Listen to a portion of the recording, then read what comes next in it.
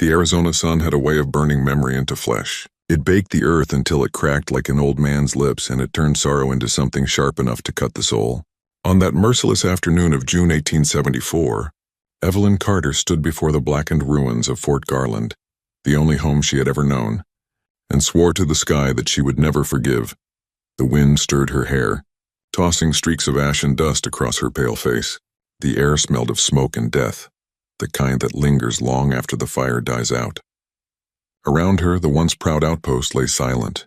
The flagpole had splintered, its torn banner drooping like a defeated spirit. Horses lay sprawled in the yard, their flanks stiff with flies.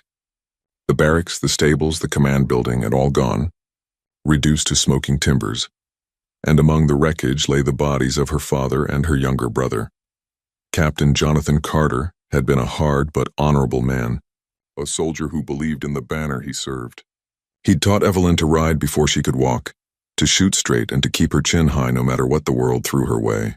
Her brother, Samuel, had inherited their father's fierce temper and his sense of duty. Both were gone now, taken by a raid led by a name she would never forget, Taza. The word hissed between her clenched teeth like a curse. She'd heard it whispered by the survivors who had stumbled back from the ambush. An Apache war leader, tall, fierce, and proud, his face painted in crimson and ash.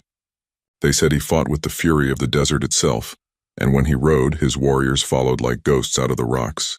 To the soldiers, he was the devil incarnate. To his people, he was their protector. To Evelyn, he was the man who had destroyed everything she loved. She fell to her knees beside her father's still form, the heat of the embers glowing against her skirt. Her fingers brushed the edge of his uniform, now torn and darkened with soot. Tears refused to fall. Her grief had already turned to something harder. "I'll never forgive you," she whispered, her gaze locked on the horizon where the mountains shimmered like a mirage. Not him, not any of them.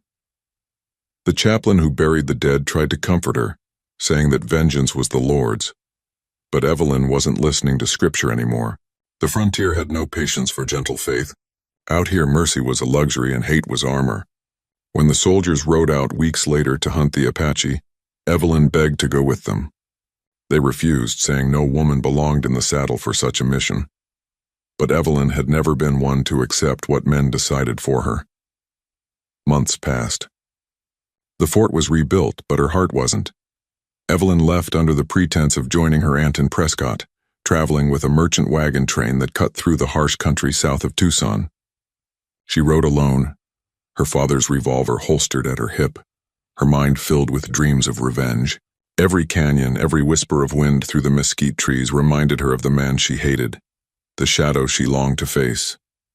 The desert, however, had plans of its own. It was 3 weeks into the journey when fate turned its cruel eye upon her. The wagon train camped near a dry riverbed, the firelight flickering across faces worn by dust and distance. That night, before dawn had even touched the sky, a pack of bandits descended like jackals. They weren't Apache. These were white men, deserters and thieves who preyed on travelers too far from any law to save them. The air filled with shouting and gunfire. Evelyn grabbed her revolver and fired into the dark until rough hands seized her. She fought, kicked, and bit, but they overpowered her. The last thing she remembered was the crack of a rifle and the sting of smoke before everything went black. When she awoke, she was tied to a saddle, her wrists rubbed raw against the rope. The outlaws had sold her like cattle, to a group of horse traders who passed her further south. It was days before she realized where she was being taken. The desert grew rougher, the air thinner, and when at last she was dragged before a tall figure in beaded leather and war paint, her heart froze. It was him, Taza. He was not what she had imagined. Taller, yes, and broader of shoulder than most men she had known, but there was a stillness in him, a kind of quiet that held more power than any roar. His black hair was bound with a strip of red cloth. His eyes were the color of storm clouds before rain. He studied her without a word, his expression unreadable. "Why have you brought her here?" he demanded in the Apache tongue. His voice was low, steady, like the growl of distant thunder. One of his men explained in broken English that she had been found among the white traders, wounded and alone. "She is enemy," another warrior said coldly. "She is soldier's blood." Taza looked at her a long moment, then said something she didn't understand. The men stepped back, leaving her standing before him in the desert silence. "Who are you?" he asked, this time in English. His accent was heavy, but his words carried weight.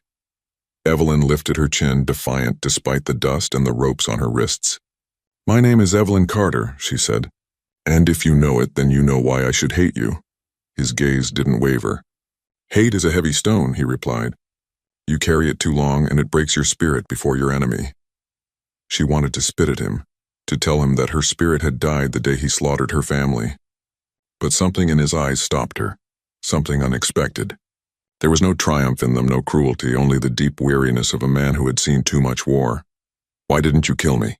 she asked finally. He looked past her toward the blazing horizon. "The desert takes enough life. I will not give it another." And with that he turned and walked away, leaving her bound but alive. That night, beneath the endless sprawl of stars, Evelyn sat by the campfire surrounded by strangers who spoke a language she could not understand. Taza's people, the Chiricahua Apache, moved quietly among the shadows, tending fires, whispering prayers to spirits older than the land itself. She watched them with suspicion but also curiosity. They were not the demons the soldiers' tales had painted. There were children, women grinding maize, men laughing softly as they sharpened their spears. And then she saw him again, Taza, seated apart from the others, his profile lit by the flicker of flame. He was sharpening a knife, the muscles in his forearm moving like coiled steel. When his eyes met hers across the firelight, she felt a shiver crawl up her spine. Not of fear, but of something she couldn't name. She turned away, clutching the edge of her shawl, her heart hammering against her ribs. "This is madness," she told herself. "He's the one you swore to hate." But deep down, beneath the ashes of anger, a spark had begun to glow, one she didn't understand, and one she feared even more than hate itself. As the wind sighed through the canyon and the firelight danced upon her face, Evelyn Carter's destiny began to change.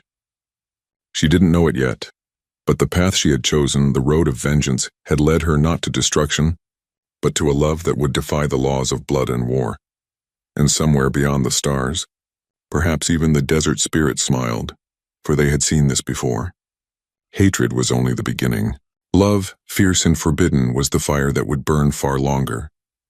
The desert has a way of stripping a soul bare. By the third week of captivity, Evelyn Carter had learned that the land itself was as unforgiving as the people who called it home. The sun scorched by day and the cold gnawed by night. Every breath was dust, every sound a whisper of wind over stone. Yet amid this desolation, she began to see the world with new eyes. The Apache camp sat hidden in a crescent valley surrounded by cliffs that glowed red at dawn. There were no walls, no watchtowers, only the sharp eyes of sentinels and the deep understanding of the terrain.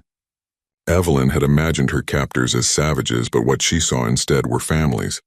Men worked the horses, women tended fires, children laughed among the junipers. Their language flowed like music, soft, rhythmic, and full of life. And then there was Taza. He rarely spoke to her. He didn't treat her as a prisoner, nor did he treat her as a guest. He kept his distance, though his shadow always seemed to linger nearby. A quiet guardian who neither trusted nor harmed her. Some nights she would wake to find him standing by the fire, eyes scanning the horizon, his silhouette carved by moonlight like a spirit from another age. It was in those moments that her hatred wavered. For the first time since the massacre, she saw him not as a faceless enemy, but as a man burdened by the weight of his people's suffering. One evening, after a long day helping one of the Apache women gather herbs, Evelyn sat by the stream that wound through the canyon. The water reflected the fading light of dusk, painting ripples of gold across her tired face. She dipped her hands into the cool current and thought of Fort Garland, of her father's firm voice, her brother's laughter. The ache of memory cut deep. She didn't hear him approach until he was close enough for his shadow to fall across her. "You learn quickly," Taza said in his calm, low voice. He gestured toward the small bundle of sage and roots she had collected. "I watch," she replied warily. "And listen," he nodded once. "Good. The desert speaks, but few have ears to hear it." She glanced up at him. The setting sun turned his bronze skin to fire. "You talk about the desert as if it were alive." "It is," he said simply. "Everything here breathes, even the rocks. The wind carries the voices of those who came before us." Evelyn shook her head slightly, a smile ghosting her lips. Where I come from, the wind just blows dust and trouble. At that, a rare glint of humor touched his face. It does that too. A silence fell between them, soft but charged. She studied him, the proud line of his jaw, the scars that marked his arm, the steadiness in his eyes. For a moment she wanted to ask him why he had spared her, but something in his expression warned her not to. There was pain there, not the fresh sting of cruelty, but the old, buried kind that never truly fades. Later that night, the camp gathered around the fire for a ceremony. Drums beat slowly, echoing through the canyon walls. Flames licked the air in golden tongues, casting moving shadows across painted faces. Evelyn sat apart, watching as the dancers circled the blaze, their movements graceful, primal and filled with reverence. When Taza stepped into the ring, the air seemed to shift. He moved not like a warrior, but like a spirit, every step measured, every gesture carrying the weight of generations. His deep voice rose in a low chant, words she could not understand but felt in her bones. It was a song of mourning, of battles fought and lives lost. And when his gaze met hers across the firelight, something inside her broke. She saw in him the mirror of her own grief, a soul scarred by loss, bound to a world that demanded blood for blood. When the dance ended, Taza came to her. His chest still glistened with sweat, his breath steady. "You do not belong here," he said softly. "Yet you do not belong where you came from anymore, do you?" Evelyn looked down, unable to meet his eyes. "I don't know where I belong." "You will," he said. "The desert will show you." Then he turned away, leaving her alone with the pounding of her heart and the haunting rhythm of drums that echoed long after the fire died. Days passed. The Apache life became part of her. The sounds of the camp, the scent of mesquite smoke, the laughter of children who no longer feared her. She learned to ride bareback, to read the tracks of coyotes, to move silently through the brush. The women taught her their ways, and she began to understand their world, a world her people had never tried to see. Yet the nights belonged to her thoughts, and to the quiet that Taza carried with him like a second skin. One night, when the moon hung low and silver over the canyon, Evelyn wandered from the camp, unable to sleep. The desert shimmered with pale light, and the air smelled of sage and night-blooming flowers. She followed the sound of the stream until she found him again, seated upon a rock, sharpening his knife beneath the stars. "You shouldn't walk alone," he said without looking up. "There are cougars here. And worse? I've faced worse," she murmured, stepping closer. "Men, mostly." A faint smile touched his lips. "That I do not doubt." She hesitated before sitting beside him. For a long moment, neither spoke. The only sound was the soft scrape of steel against stone and the murmur of water nearby. Then she said quietly, "Tell me about them. About your people." He stopped sharpening and glanced at her, surprised. "You would listen?" "Yes," she said. "I've heard what soldiers say about you. I want to hear the truth." He was silent for a while, then began to speak. Of the mountains they called sacred, of the rivers that once ran freely before soldiers built forts and fences. He spoke of broken treaties and dead sons, of women taken, children lost. His voice did not rise in anger. It carried the calm of someone who had lived too long with pain to waste it on rage. When he finished, Evelyn felt tears burning behind her eyes. "I didn't know," she whispered. "All my life I thought," he interrupted gently. "You thought we were savages." She nodded. "And now?" he asked. She looked at him, really looked. "Now I see we were the ones who came as savages." Taza's gaze softened, though his voice remained steady. "You see with your heart now." "That is good." Their eyes held for what felt like forever. Then the silence deepened, not empty but full of something unspoken. When his hand moved, it was only to adjust the knife beside him, yet her pulse jumped. Their shoulders brushed, a fleeting touch that sent warmth through her like the sudden crack of fire in dry grass. She stood quickly, heart racing. "I should go back," she said. He didn't stop her, but his eyes followed her every step as she walked into the moonlight. And she knew, without daring to admit it, that something had changed. Back at her tent, Evelyn lay awake long after the camp had gone quiet. The desert outside pulsed with life, the rustle of wind, the distant cry of a coyote. She pressed her hand to her chest, feeling her heartbeat wild and uncertain. It was madness, she told herself. He was her enemy. The man whose name had once been the breath of her hatred, and yet that same name now stirred a strange longing she could neither understand nor deny. She turned toward the flap of her tent, watching the thin blue glow of dawn creep across the horizon. The wind whispered through the sagebrush, soft as a promise. Somewhere out there, beneath the same moonlight, Taza moved through the shadows, a warrior, a leader, a man of fire and silence. And Evelyn Carter, who had sworn to hate him with every fiber of her being, felt her heart tremble for the first time in her life. The desert had begun to change her, and she feared it was already too late to turn back. The summer heat came early that year, sweeping across the canyons like a living flame. The desert shimmered with mirages, and every stone seemed to breathe heat into the air. For the Apache, it was the season of testing, when warriors hunted deep into enemy country and spirits whispered from the mountains. For Evelyn Carter, it was the season of awakening. Weeks had turned into months since she'd been brought to the Apache camp. What began as captivity had become something far stranger, something she no longer had words for. She still wore her pale dresses and leather boots, reminders of another world, but her heart now beat to the rhythm of drums and desert winds. She spoke their words haltingly, learned their customs, even began to dream in their tongue, and always there was Taza. He had become her guide, her protector, and against every vow she had ever sworn, the center of her thoughts. She tried to fight it, reminding herself of her father, of Fort Garland's ashes, of the oath she had made beside his grave. But each time she looked at Taza, when the dawn light touched his face, when his laughter broke the silence of dusk, her resolve weakened. He carried his pain like armor, but he also carried something rarer, an unspoken gentleness that had nothing to do with weakness. It was that gentleness, not his strength, that undid her. One morning, as the sun crept over the horizon, Taza rode out with a band of warriors. Rumor whispered through the camp that the U.S. cavalry was moving south again, led by a new officer determined to end Apache resistance once and for all. Evelyn watched him saddle his horse, her heart caught between dread and pride. "You shouldn't go," she said. "You'll only bring more blood." Taza paused, tightening the strap across his chest. "I do not ride to seek blood. I ride to keep it from spilling." "But they'll never see it that way," she pressed. "To them, you're still the enemy." He turned to her, his expression unreadable. "And to your people, what are you now?" Her breath caught. He wasn't cruel in asking, just honest. "I don't know," she admitted. Taza nodded once. "Then perhaps both of us have no place left but the truth. And the truth is this: I cannot let my people be hunted like wolves."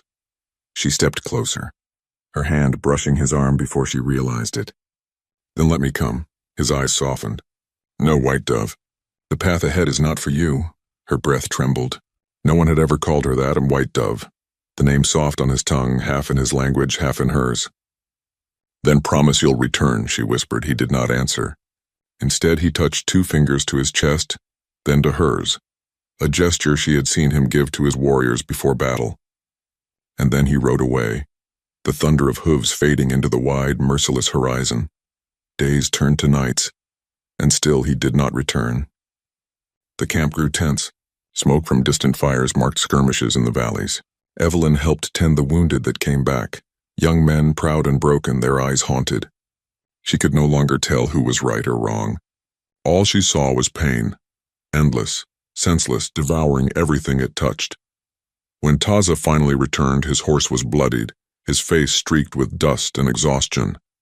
Evelyn ran to him before she could stop herself.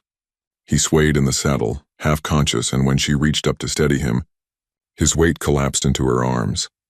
That night, as she cleaned his wounds by firelight, she saw the marks of war carved across his body, scars old and new, each a testament to the life he had chosen.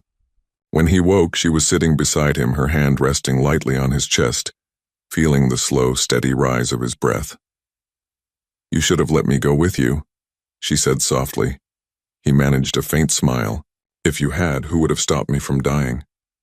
She shook her head, trying to hide her tears. "You make light of it, but I thought I'd lost you." Taza's gaze held hers. "You cannot lose what is already part of you." Her breath caught. The words hung in the air like smoke, fragile, impossible to grasp. She wanted to speak, to deny them, but she couldn't. The truth of them burned too deep. A few nights later, scouts returned with grave news. The cavalry had found their trail. Lieutenant James Barrett, a young officer newly assigned to the frontier, had sworn to crush the Apache resistance. And worse, Evelyn recognized the name. Barrett had served under her father. He had once courted her years ago before the war between bluecoats and feathers had poisoned everything. When she told Taza who Barrett was, his expression darkened. "Then he will not rest until he finds us," he said. "James isn't cruel," she insisted. "He's misguided." "If I could talk to him," Taza's voice cut through her words, low and final. "If you go to him, he will not see Evelyn Carter. He will see a traitor standing with the enemy." Still, she could not bear the thought of more death. "If I can stop the fighting even for a day, isn't it worth the risk?" Taza looked at her for a long, silent moment. Then he said, "You have the courage of the hawk. But courage does not always mean wisdom." She met his gaze steadily. "Neither does fear." A slow, reluctant smile touched his lips, the kind that made her heart ache. "Then may the spirits walk with you, White Dove. But if you do not return, know this, I will come for you." Evelyn rode out at dawn, dressed in borrowed buckskin, the sun catching on her pale hair as she descended into the open plains. She found the cavalry camp by midday, a line of white tents pitched like scars upon the desert. The sentries almost didn't recognize her, not with the Apache beads woven into her hair and the desert dust on her skin. When Barrett saw her, his shock turned to disbelief.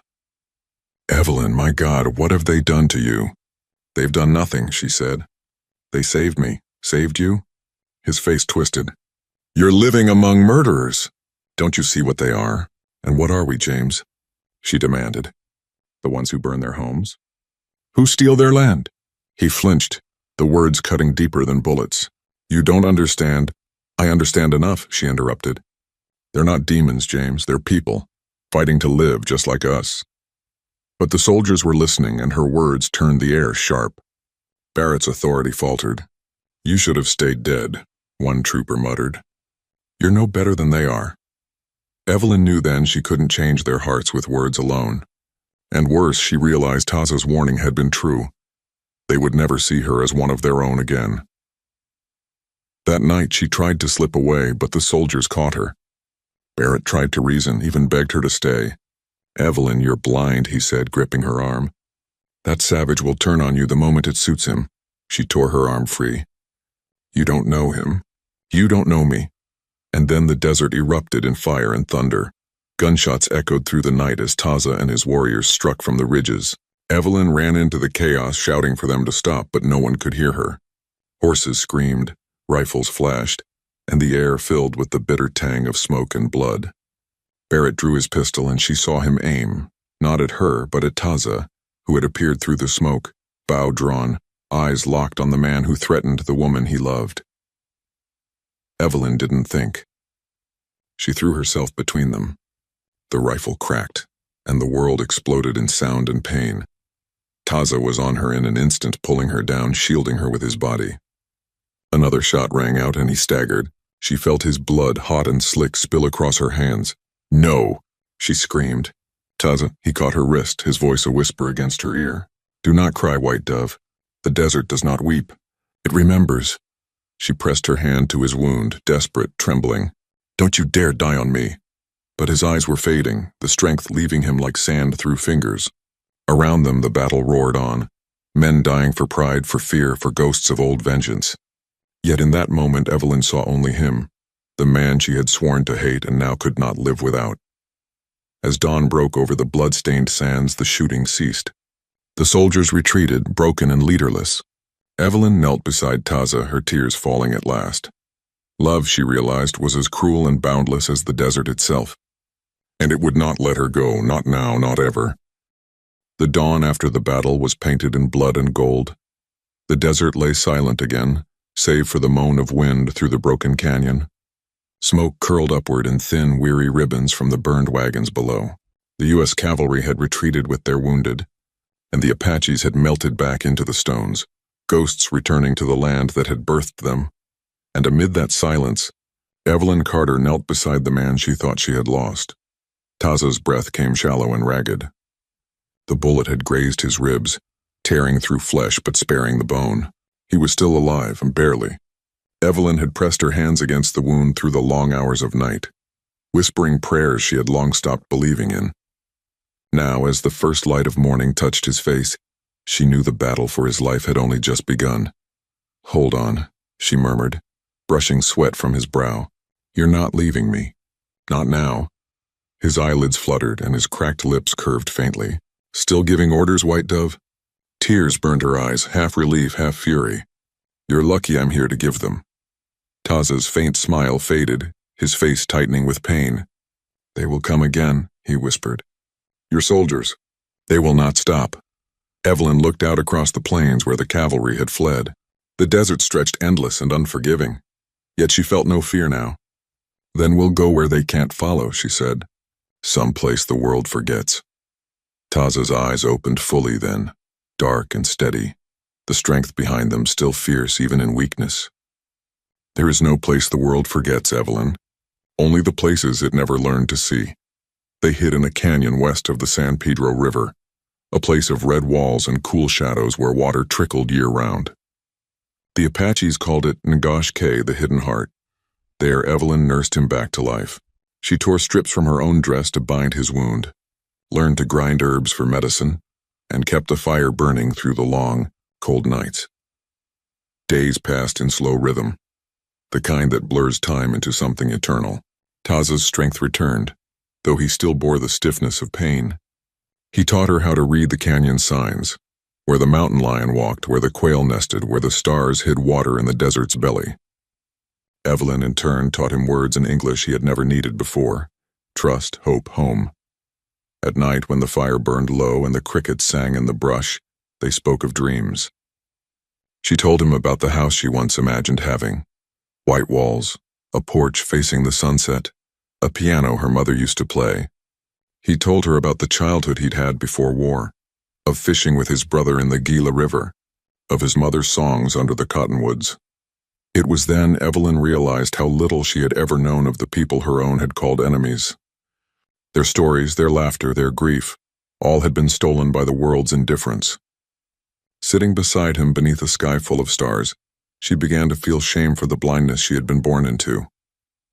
One evening, the wind carried a storm from the mountains. Thunder rolled over the canyon, and rain began to fall in heavy, cleansing sheets. The two of them took shelter beneath an overhang, the fire crackling weakly between them. Lightning flashed, illuminating the raw lines of Taza's face, the strength in his jaw, the tenderness that lived behind his eyes. "Your people will look for you," he said quietly. "They will call you traitor." "Let them," she answered.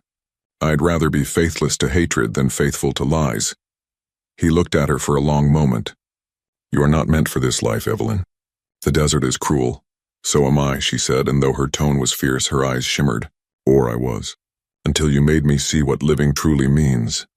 Taza turned his face toward the rain, letting it wash over his skin. "I have killed," he said after a while. "I have taken life, seen my brothers die. If the spirits judge me, they will find my hands red." Evelyn reached out, her hand trembling slightly.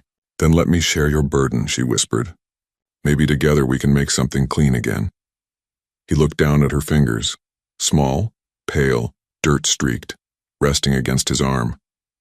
The storm rumbled around them, a wild hymn of wind and thunder. Slowly he lifted his hand to her face, his thumb brushing away a tear that the rain had not claimed. "Then let your heart be free of vows," he murmured. His words sank into her like the first rain after drought. She closed her eyes, and when his lips found hers, it wasn't the desperate grasp of two lost souls. It was a quiet promise, sealed not by the flesh but by everything the world had taken from them and everything they had chosen to build instead. Outside, lightning split the sky. The storm raged, but within their shelter there was only warmth, the soft sound of breath, the steady heartbeat beneath her palm, the taste of rain and ash and forgiveness. Evelyn felt the walls she had built inside her crumble to dust. She had sworn to hate him. Now she could no longer remember why. When the storm passed, the desert awoke renewed. The air smelled of wet earth. The cacti gleamed like emeralds, and the river sang softly through the canyon floor. Taza moved with renewed strength, and Evelyn walked beside him, helping him gather what they needed for the journey ahead. They were both outlaws now. fugitives from two worlds that would never accept what they had become, yet neither spoke of fear. Theirs was a love that defied the language of either race, a love born not of gentleness but of fire. It was not a dream of ballrooms or vows whispered in churches. It was a wild, living thing that had clawed its way out of death itself. At night they lay beneath the stars, speaking little, because words no longer held the weight they once did. Sometimes she would wake to find him watching her, not as a captor, nor even as a lover, but as a man who had found something sacred in a world that had long forgotten holiness. Once, as the moon hung high, she turned to him and said, "When I first saw you, I thought you were my punishment. And now?" he asked. She smiled faintly. "Now I think you're my freedom." He drew her closer, his breath warm against her hair. "Freedom is a hard road." "I know," she whispered, "but I'll walk it with you." Weeks later, word reached them through a trader passing north. The cavalry was in retreat. Barrett had been recalled, his command stripped after the failed assault. Peace, fragile and uncertain, hung over the territory. Still, Taza knew that peace was a mirage in the desert. So they stayed hidden, building a small home in the canyon, a hut of stone and juniper wood roofed with the hides of wild cattle. Evelyn learned to weave baskets and cook over open flame. Taza hunted and fished, his laughter returning in rare, bright flashes that made her heart ache with joy. Sometimes riders passed far on the horizon, soldiers, scouts, settlers. But none came close enough to find them. They were ghosts now, their names carried only by the wind. And yet in that solitude, Evelyn found everything she had ever sought. Not comfort, not safety, but truth, the kind that burns and heals in equal measure. One evening, as the sun dyed red over the canyon rim, Evelyn stood beside the river, her hands trailing through the water. Taza came to her side, silent as always. She turned to him, her eyes catching the fire of dusk. "I used to think love was something gentle," she said, soft, tame. He smiled, the kind of smile that belonged only to men who have lived through hell. "And now?" "Now I know it's a storm," she said. Wild, beautiful, and dangerous. Taza took her hand, pressing it against his chest. "Then let the storm be ours." The desert wind rose, stirring her hair, whispering through the rocks like the laughter of ghosts. The world around them was vast, merciless, untamed, but in that single heartbeat it belonged entirely to them. The oath of hatred was long buried. In its place burned a love that even the desert could not consume. The summer sun had turned the desert gold again, the way it always did before the long, cruel months of heat set in. The air shimmered like glass, and the world around the canyon lay still, too hot even for the hawks to circle. It had been 6 months since the last soldier had been seen riding through the San Pedro Basin. The war between the settlers and the Apaches had faded into the quiet kind of peace that only exhaustion can buy. Men were tired of killing, and the land itself seemed tired of drinking blood. In that hush, Evelyn Carter and Taza had carved out a life the world would never know. Their home was nothing more than a stone hut tucked beneath a red cliff wall, hidden by sagebrush in the shade of a lone mesquite tree. Smoke from their fire curled up each morning, a thin gray thread against the endless sky. Evelyn rose before dawn, fetching water from the river, her skirts dusted red from the clay path. Taza would follow the game trails, his bow slung across his back, bringing back rabbits or wild turkey. Together they lived, not in luxury, but in truth. And though the desert was harsh, it gave them something the world beyond could not: peace without judgment. Each evening, when the heat died and the wind began to hum through the canyon, they would sit by the fire, watching the horizon bleed into violet. Evelyn had learned the Apache songs by then, slow, haunting melodies that told of rivers, storms, and stars. Her voice, once trained to sing hymns in a church back east, now carried the ache of the desert. Taza would listen, silent and still, his dark eyes reflecting the firelight. When she finished, he would say softly, "The spirits hear you. You sing with the land now." She'd smile at that, brushing a stray lock of hair from her face. "Then maybe the land forgives me." Taza would shake his head. "There is nothing to forgive. The land remembers only truth." But the world beyond their canyon still lived in her dreams. Sometimes Evelyn woke in the night hearing echoes of the past, the sound of church bells, The laughter of townsfolk, her father's stern voice saying, "No daughter of mine will love a savage." Those words haunted her, even here, even after everything, and yet, when she looked at Taza sleeping beside her, peace would return, deep and sure as the river flowing outside their door. In the early autumn, word reached them through a wandering Pima trader that the army was returning to the territory. The cavalry wanted to establish a fort near Tubac again, and settlers were pushing back along the southern trails. Evelyn felt a shiver run through her as the man spoke. The past was rising like dust behind a herd of horses, and dust, she knew, always finds its way into every crack, no matter how deep you hide. When the trader left, she turned to Taza. "They'll come here. Maybe not soon, but they will." Taza was quiet a long while. Then he said, "If they come, we'll go deeper into the mountains. There are valleys no white man has walked." She looked down at her hands. "And we'll keep running forever?" He stepped close, touching her chin, forcing her to meet his eyes.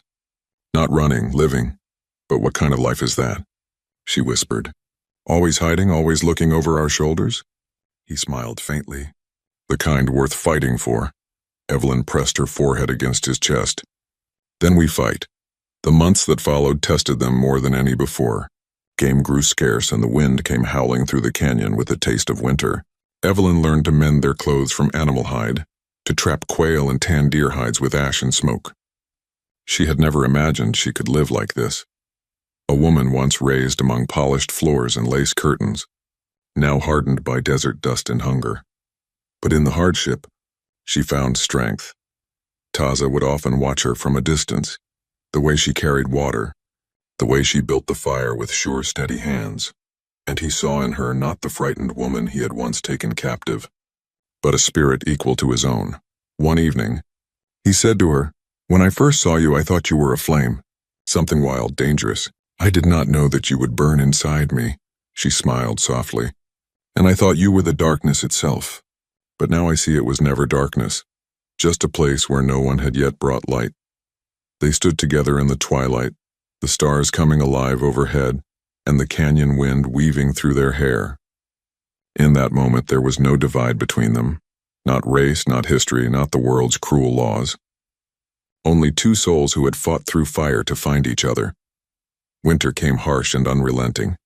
The desert nights bit with cold, the kind that made even the stones crack. Evelyn fell ill for a time, her lungs heavy with fever. Taza stayed beside her, never leaving her side. He crushed herbs, boiled roots, whispered prayers to the old spirits and to hers alike. When she finally woke, weak but breathing, she found his head bowed beside her hand.